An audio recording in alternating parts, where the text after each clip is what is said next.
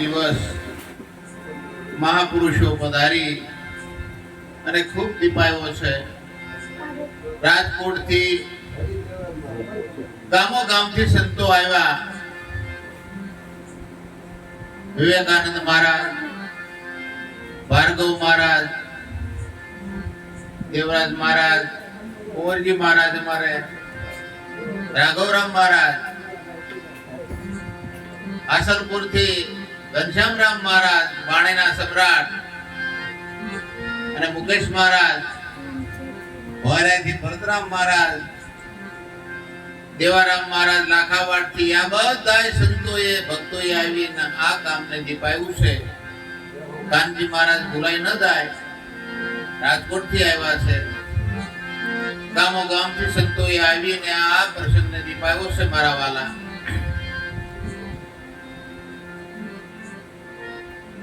આ જ્ઞાન ગંગા આજ ઉતરી છે.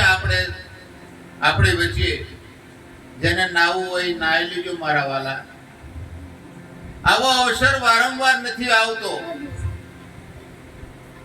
આવો સરસ મજાનો અવસર ભવસાગર કરવા માટે છે, સત્યને જાણવા માટે છે મારા વાલા.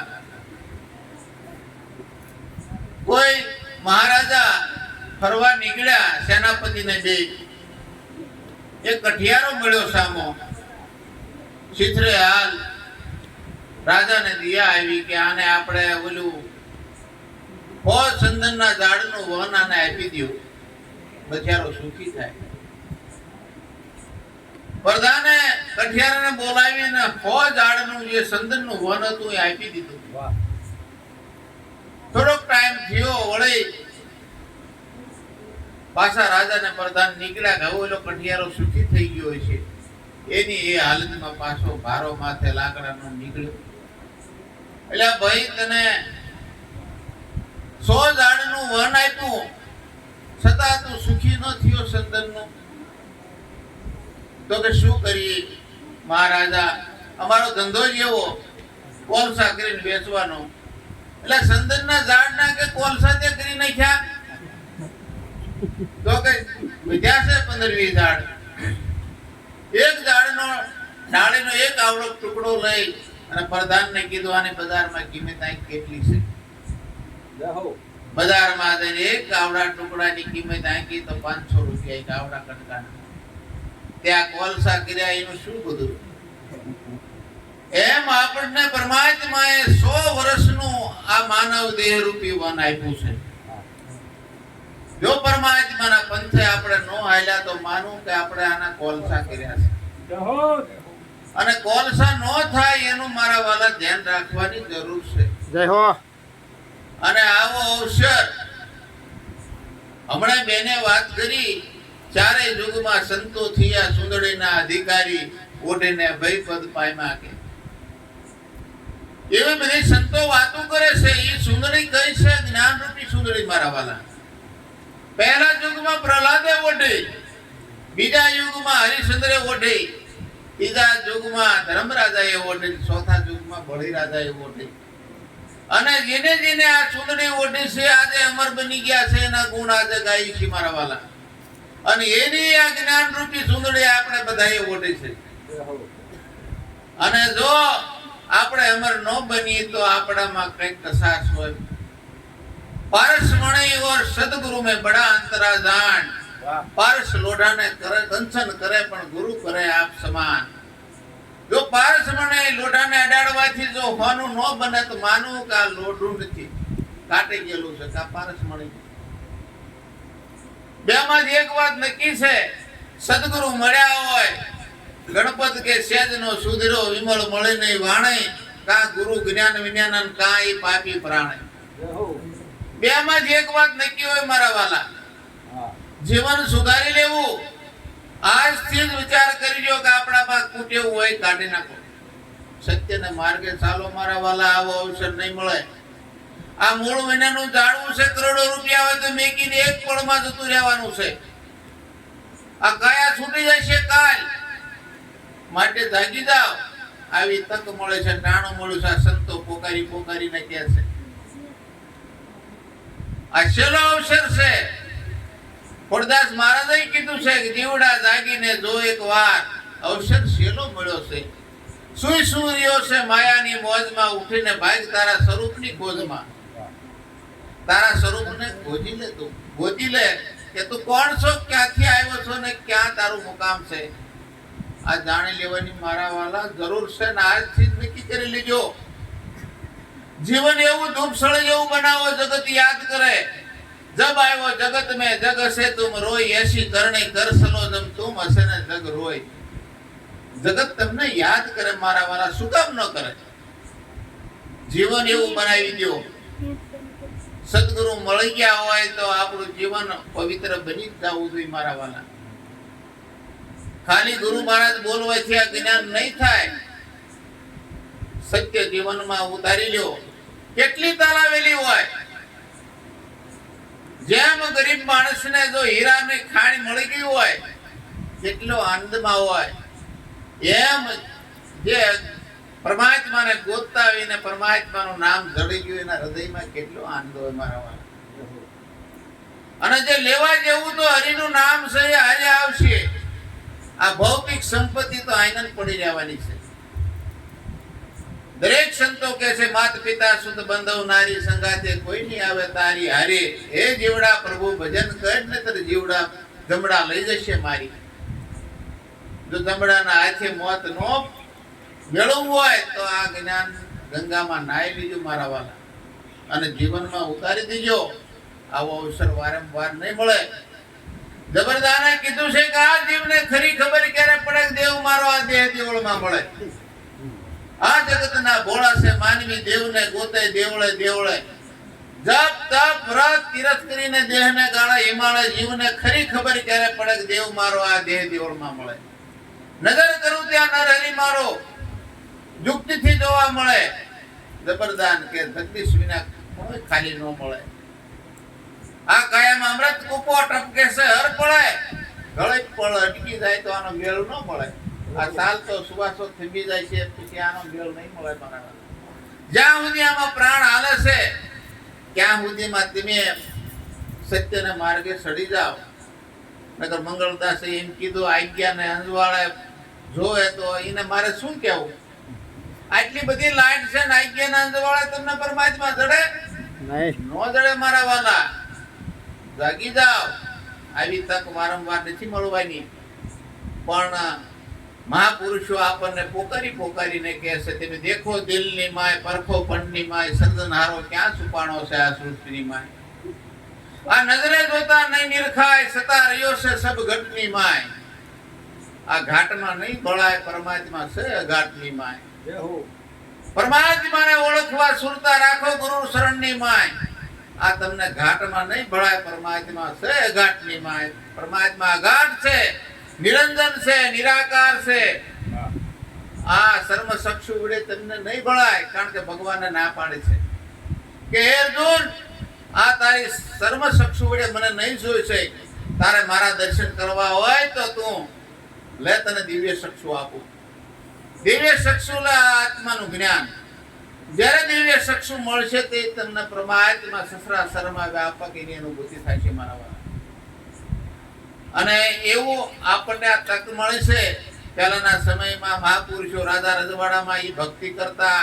કોઈ નાનો માણસ ભક્તિ નથી કરી શકતો. આજ આપણને તક મળી છે.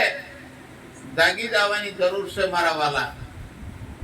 જે જે મહાપુરુષે આ તક ઝડપી લીધી છે આ ભવસાગર પાર ઉતરી ગયા છે અને એના ગુણ આજે આપણે ગાઈએ છીએ. કેટલી તાલાવેલી હોય એની એક સંતે એની વાણીમાં કીધી છે. જય હો.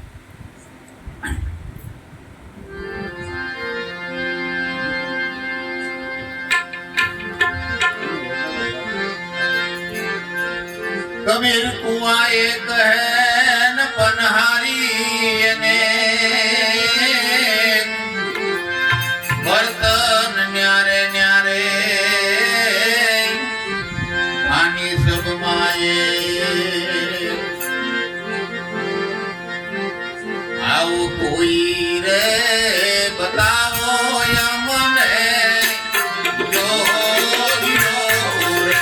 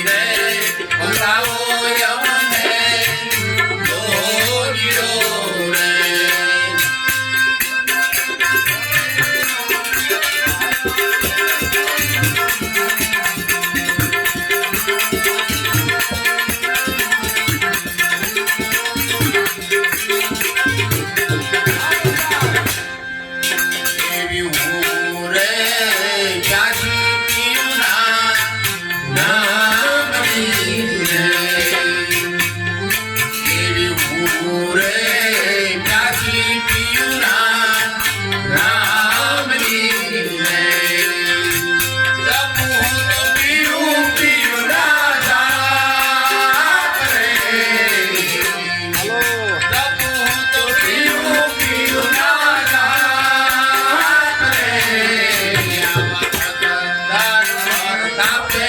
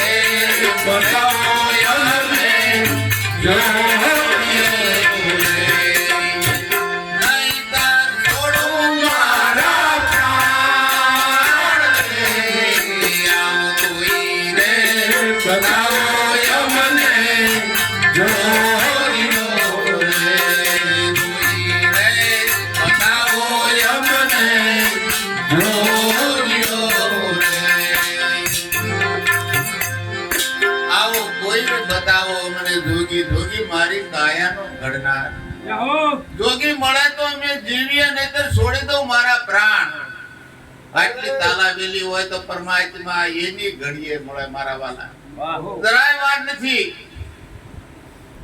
પરમાત્મા કે છે મારો ભગત કે બેઠો બેઠો ગાય તો ઊભો ઊભો સાંભળો અને ઊભો ઊભો ગાય તો હું નાચવા માંડું અને મારા જો સંતની કોઈ નિંદા કરે તેના મૂળ સમૂળા કાઢું આવો પરમાત્માનો ન્યાય છે મારા વાલા ભજન મૂળ સાસા દિલથી કરવાની જરૂર છે વાતો કરવાની જરૂર નથી વાતો એ કોઈ દી વડા ન થાય હો મણ માખણ પાણે સોપડો તો એ કોઈ દી કુળેપ ન આણે એટલે જાગી જવાની જરૂર છે મારા વાલા આવો અવસર મળ્યો છે ખરેખર અને આવી જ જો ધગશ હોય એવી ધગશ લાલજી મહારાજ ને હતી લાલજી મહારાજ ને સહસ્ત્ર 18 પુરાણ ઉપનિષદ ભાગવત ગીતાજી નું બધું જ્ઞાન હતું પણ પોતાનું જ્ઞાન નતું હું કોણ છું જેઠાલાલ માસ્ટર કરીને એક ગામમાં નોકરી કરવા આવ્યા અને માસ્ટર લાલજીભાઈ ને ઓલે બેહવા જાય સંત જાણી જાય કે આને બધું જ્ઞાન છે પણ પોતાનું જ્ઞાન નથી એક દિવસ પૂછી નાખ્યું એ લાલજીભાઈ આપ તો જ્ઞાની છો ધ્યાની છો શાસ્ત્રના જાણકાર છો આપ તો મહાન છો પણ આપ આપને ઓળખો છો મૌન થઈ ગયા મુમુક્ષુ હોય વિચાર કરે કે ખરેખર હું પોતાને નથી ઓળખતો અજ્ઞાની જીવ કે આ હું આ રહ્યો ઓળખું પણ ના પાડે સંતો શાસ્ત્રો કે આ દેહ પંચભૂતનો છે દેહી તમે નથી આ મકાન છે જયદેવ મહારાજ નું છે મકાન ને જયદેવ મહારાજ નો કહેવાય એમાં રહેવા વાળા છે એમાં જે જયદેવ મહારાજ રહેવાનું છે ભાડુતી મકાન છે એમાં રહે છે જયદેવ મહારાજ એને જાણવાની જરૂર છે મારા વાલા એટલે લાલજીભાઈ ને એવો ઝટકો લાગ્યો કે હું પોતાને ન ઓળખું આટલું બધું મને જ્ઞાન એની ઘડીએ પ્રતિજ્ઞા કરી 8 દીમાં બોલતો ચાલતો ઈશ્વર નો ઓળખું તો હું દેહનો ત્યાગ કરું અત્યારથી અંજળનો ત્યાગ 4 દી થઈ ગયા આમ વિચારમાં મોળા પડવા માંડ્યા માસ્તરને એમ થયું આ દેહ પાડી દેશે અને મને પાપ લાગશે કે ગુરુ મહારાજને બોલાવ્યા જેણોથી પુરુષોત્તમ મહારાજને અને આમને આત્મજ્ઞાનનો ઉપદેશ કર્યો અને એની ઘડીએ નાચવા માંડ્યા નક્કી થઈ ગયું અને એની ઘડીએ વાણી પૂરી કે લાલન જેને આત્મ નહીં ઓળખાયા એ તો મિથ્યા જગત માહી આવ્યા લાલન જેને આત્મ નહીં ઓળખાયા લાલજી મહારાજ કહે છે જેને આત્મા નથી ઓળખ્યો એ મિથ્યા જગતમાં આવ્યા દેવોને દુર્લભ એવો આ માનવ દેહ છે એનો વિચારનો કે લાવ્યા માનવ દેહ મળ્યો અતિ મોંઘો કે ફોગટ જન્મ ગુમાવ્યા આ જગમાં અનેક ભક્તો જીવતા મોક્ષ પદ પાયા મર્યા પછી મુક્તિ માગે એને મૂર્ખા કહેવા કે ડાયા ઘટોઘટીમાં પ્રભુ બિરાજે, ગીતામાં શ્રી કૃષ્ણે ગાયા, આપમાં હરિને આપે નો ભાડ્યા તો મિથ્યા નામ લદાવ્યા. હું શું કોણ ને હરિશે કેવા, જ્યાં સુધી નો સમજાવ્યા. લાલન કે બહુ નર જગમાં ગુરુ ગુમ વિના કુટાયા. ગુરુને શરણે ન જતા દેહ પડી જાય ને આ માનવ જન્મ એળે જાય મારા વાલા. એટલે અખા ભક્તે કીધું છે કે તેજ પવનને પૃથ્વી અનલને આંબુ પાસે ને શૂન્યમાં સમાવો તો શેષ વધઈ સંગુ.